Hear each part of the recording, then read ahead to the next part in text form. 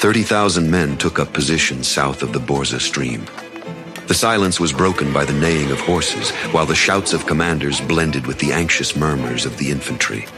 The tension in the August air was almost tangible. Hanging over the two battle lines of the Hungarian army like a dark cloud was the knowledge that neither the Croatian troops nor Zapolya's army would arrive in time to help them. The fate of the kingdom depended on their courage in facing the enemy's overwhelming superiority. The young King Louis was well aware of this. From horseback, he surveyed the battlefield, hoping that the waterlogged terrain would prevent the enemy cavalry from maneuvering freely. It was noon, and the sun hung high in the sky. The soldiers' eyes were fixed upon the rise where the Ottomans were forming their ranks. Then came the order from the commander of the army, Archbishop Tomori. Attack! The earth trembled beneath the thunder of horses, and the battle cries of the heavy cavalry filled the newly recruited troops with the courage needed to attack.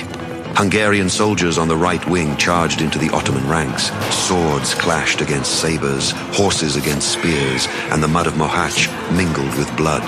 The Ottomans were taken aback by the ferocity of the Hungarian soldiers and were forced to begin retreating. With the very first assault, hope emerged that victory might still be possible. The Turkish threat would be broken upon the shields of the defenders of the kingdom and of Christianity. Tomori wanted to exploit this advantage to the fullest. The reserve force, led by King Louis, was ordered into the attack. At that moment, none of them realized they were rushing toward destruction. What had initially appeared to be an advantage was in fact a carefully prepared trap.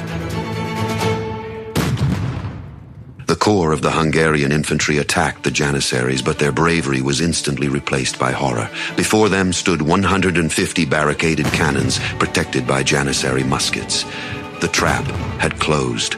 All battle cries, the clash of weapons, and the screams of the dying were drowned out by the deafening fire of the Janissaries. The front ranks of the Hungarian infantry were torn apart, and the Ottomans launched a counterattack. The breakthrough of the heavy cavalry on the right wing had gone too deep. Fresh Ottoman units arrived on the battlefield, allowing the Turkish light cavalry to encircle the Hungarian soldiers. A desperate fight for survival began.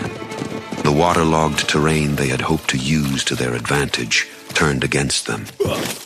The Ottomans trapped the right wing in a pincer movement and crushed it. The reserve fought bravely, but the enemy superiority was too great. The infantry broke into flight and the Hungarian army collapsed. In the unequal struggle, Tomori fell, and all hope of victory was finally extinguished. Louis saw that the battle was lost and fled in desperation. That proved fatal for him. While crossing a flooded stream, he fell from his horse.